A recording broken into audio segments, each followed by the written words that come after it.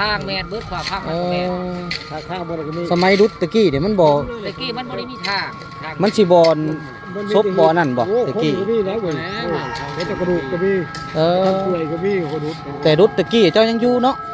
เป็นโรคมีกระดูกฮะโรคบกบ่ได้ทีๆพักกระดูกคนฟังมันนั่นแล้วโฮมกันเลยคนโฮมจักไผเป็นไผเนาะอันนั้นก็แม่นโน่นน่ะก็แม่นแม่นน้อยๆก็แม่นอันเด็กน้อยอันนั้นก็อันนี้ก็เด็กน้อยซ้ำอันนี้ก็เฒ่าทวดนี่ก็ของม้านี่คนไปลองมันนี่แม่นนั่นน่ะแม่นอันนั้นก็แม่นแม่นเพิ่นนั่นน่ะอันนี้ก็โน่นนี่ก็แม่นแม่นมาคืนนี่ก็เชียวหลังวาบอยู่ดอกเนาะกูกี่ย่านนี่เนาะกูขี้ยานกูไปได้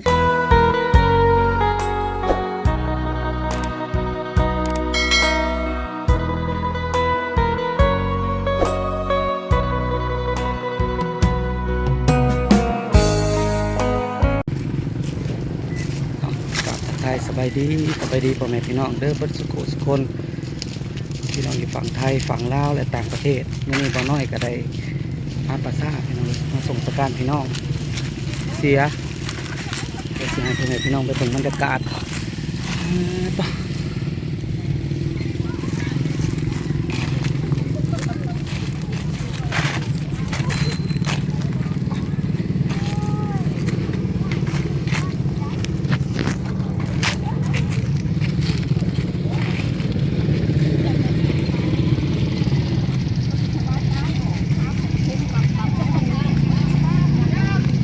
บ้านมาหน่อยจะบ่เฝ้าหนูจะฟัง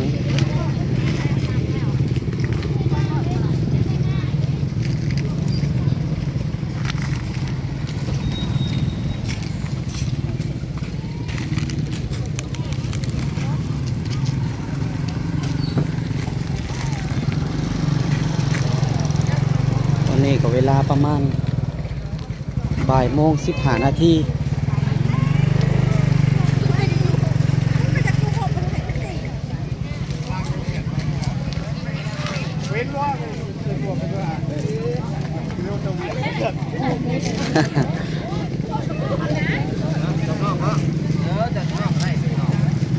สบายดีคนหลายเนาะน้องลายไปน้องเป็นหลาย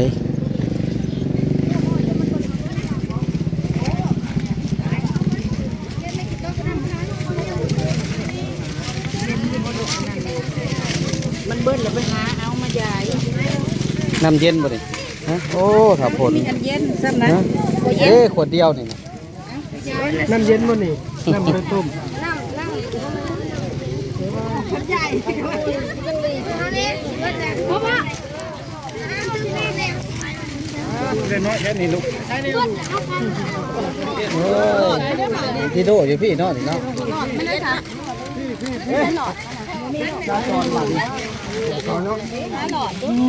คนหลาย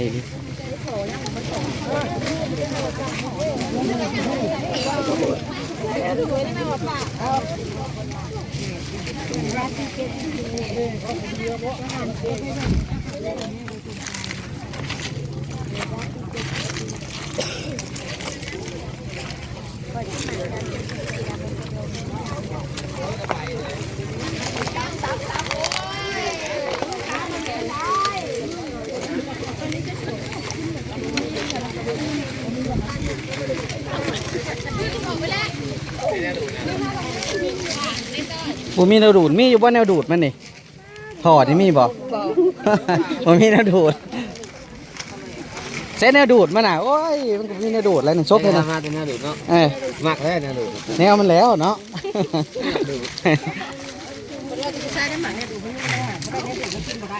น่ะมาคือกันเถอะเนาะอ๋อหลายคนเลยพี่น้องเอ้ยว่าผู้เกี่ยวนี่เป็นพญาติตับเพิ่นได้เสียประมาณเดือนหนึ่งแหละพี่น้องแต่ว่าเสียไว้เลยภาษา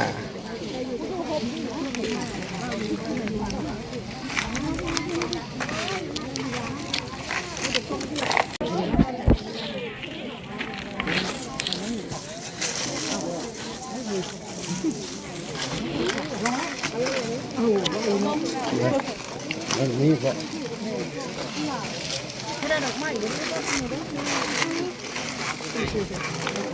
ผู้คนใช่ปะ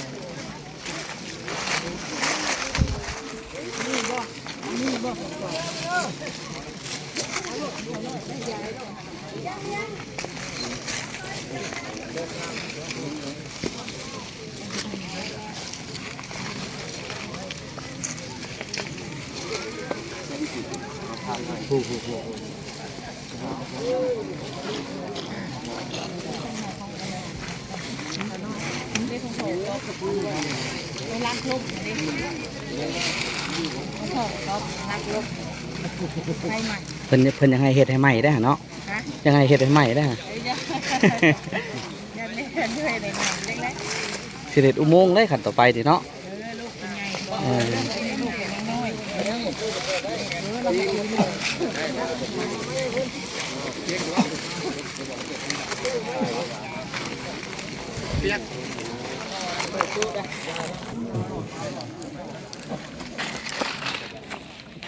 เปิดปุ๊บจะไม่บอกเลยเนาะ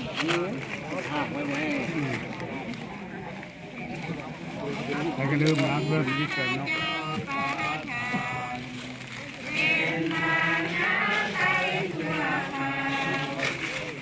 ว้าเจ้าถูกหาเอาตู้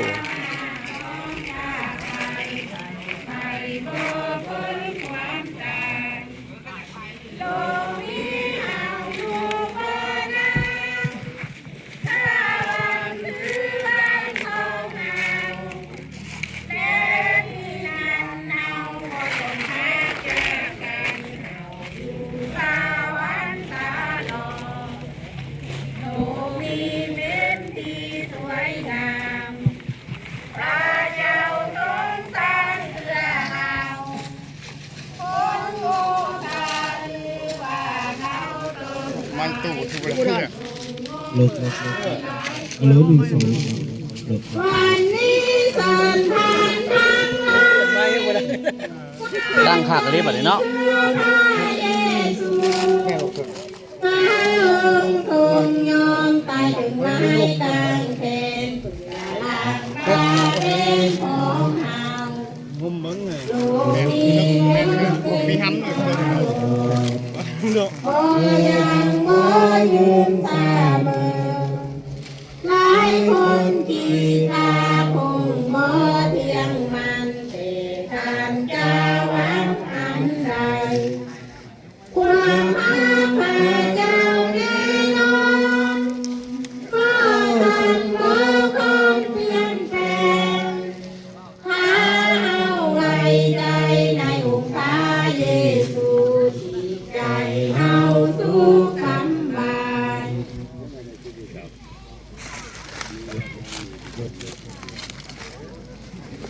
ลบพุทธเจ้าเนาะไอ้ข้อไปเนาะการทำความของเจ้า ก็ให้ทานเบิดบ่ทานเบิดบ่จักเนาะ ขายรถปิดซะเป็นคนรู้เรื่องแล้วนะปิดซะพอดีนี่มันเอโคโพดถ่ายคลิปเลย สบายดีพี่น้องไปเลยต่างยุคก็เดินขึ้นหน่อยพอแสดงความนับถือทางอำนาจการปกครองการควบคุมในการเป็นนับถือทางสเปรเดโฮนับถือทางการทางศาสนาที่ยาพิบาลผู้อาจารย์คณะปกครองมาถึงนับถือพี่น้องผู้ทางผู้เสียซื้อและการความเสี่ยงเกี่ยวกับหัวประกาศแล้วก็ไปนี่จะได้ เข้าสู่ประคำของพระเจ้าแต่ก็จะเข้าสู่ประคำของพระเจ้าก็ได้นะครับพี่น้องอธิษฐานก็การนำพาที่มาจากองค์พระผู้เป็นเจ้าก่อนครับช่วยพี่น้องร่วมใจกันอธิษฐานพระเจ้าพระบิดาพระเจ้าพระบุตรพระเจ้าพระวิญญาณโดยสุดพระองค์ทรงเป็นพระเจ้าผู้ยิ่งใหญ่แต่องค์เดียวโดยเจอเวลานี้มุขเราทั้งหลายขอบคุณกับองค์พระผู้เป็นเจ้าที่พระองค์ทรงโปรดให้มุขเราทั้งหลายแต่นำเอาจากทางกายอนายวิญญาณของเมื่อพระผู้นี้พระบิดาเจ้าได้มาถึงป่าสักดิ์สิทธิ์แห่งนี้โดยตลอดปลอดภัยดีก็ขอบคุณครับองค์พระผู้เป็นเจ้าและเวลานี้พวกเราทั้งหลายจะได้ศึกษาเห็นรูปธรรมขององค์พระผู้เป็นเจ้ากับขอทรงโปรดนำพามุขเราทั้งหลายพระบิดาเจ้าเอ๋ยอธิษฐานขอการเปิดหูตาภายในของมุขเราทั้งหลายให้ได้รู้ให้ได้เข้าใจแผนการและนามพระทัยขององค์พระผู้เป็นเจ้าขอพระคำขององค์พระผู้เป็นเจ้าตกเข้ามาในจิตในใจช่วยให้มุขเราทั้งหลายได้เติบใหญ่ขึ้นในทางขององค์พระผู้เป็นเจ้าอธิษฐานทุกมัดอำนาจมืออยู่ในตัวบ่ให้มีสิทธิ์มีส่วนมาลักเอาพระคำขององค์พระผู้เป็นเจ้าไปจากหน้าคิดจิตใจของมุขเราทั้งหลายโอ้พระเจ้าเวลานี้มุขเราทั้งหลายจึงได้อธิษฐานฝากมองโอกาสเวลาต่อไปนี้ไว้ในพระหัตถ์อันเผยพระองค์ในนามชื่อพระเยซูคริสต์เจ้าอาเมนประกาศเวลาต่อไปนี้อย่านำพาพี่น้องมาศึกษาพระคำของพระเจ้านำกันให้พี่น้องเปิดในพระธรรมปัญญาจารย์บทที่3ทั้งสองจะต้องเคลื่อนไปสู่ที่พื้นดินกันนะพี่น้องพระคำตอนนี้มีความหมายทั้งสองไปสู่บทเดียวกันคือขึ้นสู่ที่พื้นดินทั้งสองหมายถึงสิ่งไหนพี่น้องทั้งสองนั้นหมายถึงว่าทุกคนมนุษย์กับโลกที่เกิดมาในโลกนี้ต้องไปอยู่บทเดียวกันเพราะว่าในพี่น้องทางกายนี่มาจากดินต้องกลับคืนไปสู่ดินในพระคำของพระเจ้าใน2 โครินธ์บทที่5ข้อ10พระคำของพระเจ้าได้เขียนไว้ว่าเพราะเฮาฮู้ว่าถ้าว่าเฮือนของเฮาในโลกนี้คือทางกายนั้นได้ถูกมั่งลงเสียเฮาก็ยังมีบนอยู่อาศัยซึ่งพระองค์ทรงโปรดประทานให้เป็นบนอยู่ที่บริษัทมาแต่ดินสุดท้ายกลับคืนสู่ดินแต่จิตวิญญาณมาแต่ไสพี่น้องมาแต่พระเจ้าก็ได้คืนเมื่อหาองค์พระผู้เป็นเจ้าฉะนั้นเมื่อเขามาเขาจะได้รู้ว่าตายแล้วจิตวิญญาณไปอยู่บนใดมีบนอยู่2 บนในพระนิมิตบทที่21ข้อ6 5ข้อ8พระคำของพระเจ้าได้เขียนไว้ว่าพระองค์กล่าวว่าข้าพเจ้าว่าสำเร็จแล้วเขาเป็นอัลฟาและโอเมกาเป็นเบื้องต้นและเป็นเบื้องปลายผู้ใดที่อยู่น้ำเขาจะให้ผู้นั้นดื่มน้ำแห่งชีวิตจากบ่อน้ำโดยไม่ต้องเสียค่าใดผู้ใดรับชัยชนะและได้รับทั้งหมดจะได้รับทั้งหมดนี้เป็นมรดกและเขาจะเป็นพระเจ้าของพวกเขาและพวกเขาจะเป็นลูกของเขาแต่คนที่ยะคนที่บ่เสือคนสัวซ่าคนขาคนผิดศีลธรรมทางเพศบรรดาคนที่ใส่เวทมนต์คาถาคนเขาให้หูเข้าหลบและคนว่าตัวทั้งหมดนั้นพวกเขาจะถูกส่งลงไปสู่บึงไฟ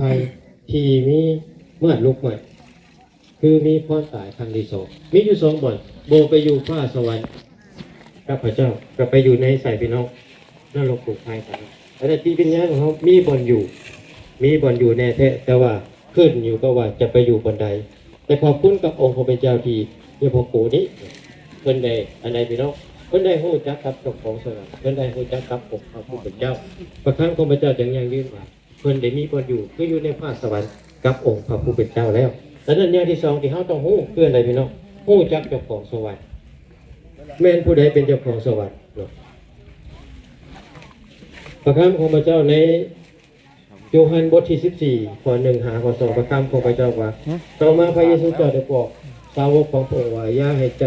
ของเจ้าทั้งหลายวุ่นวายไปจงวางใจเชื่อในพระเจ้าและวางใจเชื่อในเฮาเหมือนกันในภาษาพระบิดาเจ้าของเฮามีที่อยู่หลายบ่อนถ้าบ่มีเฮาคงบ่ได้เฮาคงได้บอกพวกเจ้าแล้วเพราะเฮาได้ไปจัดแจงบ่อนไว้สำหรับเจ้าทั้งหลายใครเป็นเจ้าของฟ้าสวรรค์ครับพระเจ้าเป็นเจ้าของฟ้าสวรรค์เลยขอบคุณกับองค์พระเจ้าที่พระเยซูเจ้าได้ไปจัดแจงบ่อนไว้กับฝ่ายพี่น้องไว้กับลูกขององค์พระผู้เป็นเจ้าแล้วดังนั้นขอบคุณกับองค์พระผู้เป็นเจ้าและบทนั้นในเฮบเรือบทที่9ข้อ27พระคำของพระเจ้าว่ามนุษย์ทุกคนคือทรงกำหนดไว้แล้วว่าจะต้องตายเท่าเดียวเวลาจากนั้นจะต้องถูกมีการพิพากษาขอบคุณกับองค์พระผู้เป็นเจ้า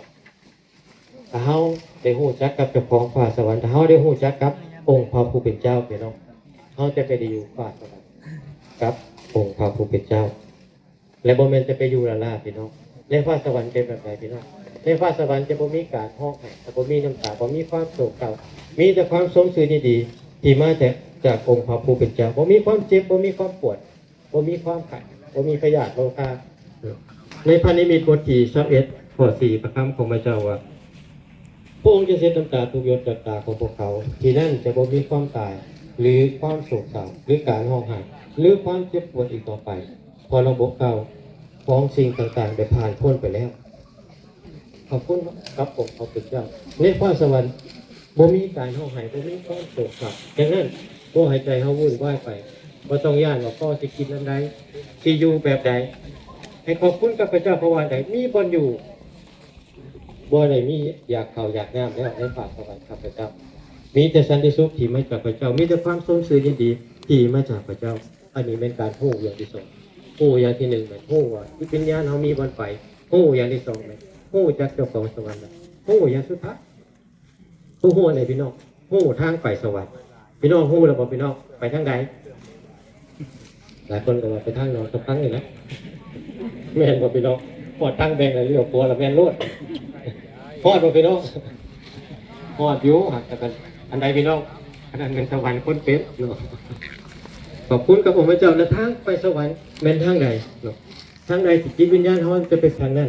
เป็นความจริงและเป็นชีวิตบ่มีผู้ใดมาถึงพระบิดาได้พระบิดาเจ้าได้นอกจากมาทางเฮาไปทางใดพี่น้องไปทางพระเยซูไปทางพระเยซูเท่านั้นเป็นยังพี่น้องในบนป่าศักดิ์สิทธิ์พี่น้องเห็นไม้กางเขนไม้กางเขนเขียนไว้อะไรพี่น้องไม้กางเขนนี้เขียนไว้เพื่อเป็นอะไรพี่น้องเป็นหลักฐานไว้เป็นหลักฐานว่ามือหนึ่งมือพระเยซูเจ้าเสด็จมาองค์จะมารับเอาลูกขององค์พระผู้เป็นเจ้าตามหลักฐานที่เขาได้พักไว้นี่ นี่ก็คือลูกชาย ไม้กางเขนแต่ว่า ลูกชายใหญ่ลูกชาย แต่ว่าผมแม่นว่าไม่กางเกณฑ์แล้วก็คูมันเทไปแล้วนะสิผม คือลูกชาย สิผมมีหลักฐานมาบอกพี่น้องหลักฐานอยู่ในใส่พี่น้อง อันนี้ก็สิแม่นลูกสาวเพิ่น คือพระวิญญาณขององค์พระผู้เจ้านั่นพระเจ้าได้ไม้ไปให้แล้วเป็นหลักเป็นฐาน ลูกจะคนของ ผู้นี่แหละเป็นผู้ที่จะได้ไปอยู่ หาคน ว่าสวรรค์กับองค์พระผู้เจ้าเพราะอะไรพี่น้อง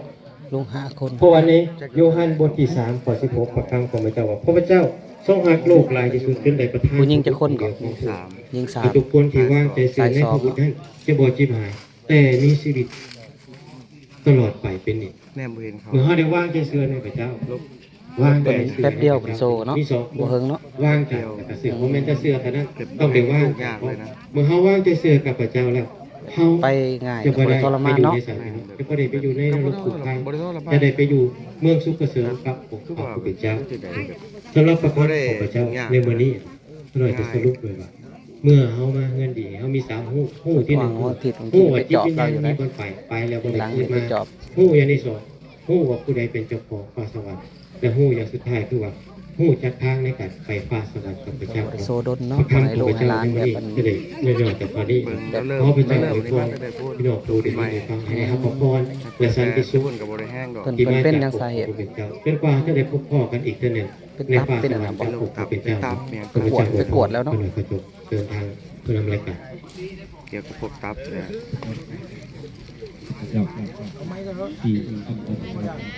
เอาแล้วเกิดเสียงประดุกมาแล้ว ขอบคุณพระเจ้านอนที่ปล่อยคำของพระเจ้าเราได้ยินได้ฟังในสบายวันนี้ก็ประเสริฐหลายเนาะเราทำชุบมาแต่พระเจ้าผมด้วยน้องอีกทีนี้ก็ขอให้องค์พระเจ้านะทรงช่วยพระพรทุกๆคนเนาะขอบคุณพระเจ้าได้ต่อไปขอเชิญทางเจ้าภาพเนาะแจ้ง บังอยู่ได้นะบ่เห็นนะ นี่ออกขอบพระคุณพระเจ้าอย่างนั้นแหละขอบคุณพระเจ้าเนาะขน้อยขอต่างหน้าทางเจ้าภาพเพิ่นแจ้งพี่น้องงานขอบคุณพระเจ้าสำหรับพอเอาโกนี้ที่ลาโลกพนันแมนวัน นั่นน่ะก็หลานสาวได้พี่น้องเลยนะใหญ่เบิดแล้วลูกหลาน เป็นวันศุกร์เวลา4 โมงแรงเพราะฉะนั้นขอถือเป็นเกียรติเรียนเชิญญาติพี่น้องบ้านไกลเนาะสละโอกาสเวลามาร่วมในงานขอบคุณพระเจ้าน้ำเพิ่นเนาะที่บ้านเพื่อนของเพิ่นเนาะขอบคุณพระเจ้าอันสุดท้ายนี้ขอพระเจ้าอวยพรพี่น้องทุกคนเนาะการจะตั้งบทชวนถักแกในโฮมในบ้านและต่อไปเขาจะรวมกันในฐานหมอบหางไก่ให้วิญญาณนี้ไว้ในที่ลุกลัก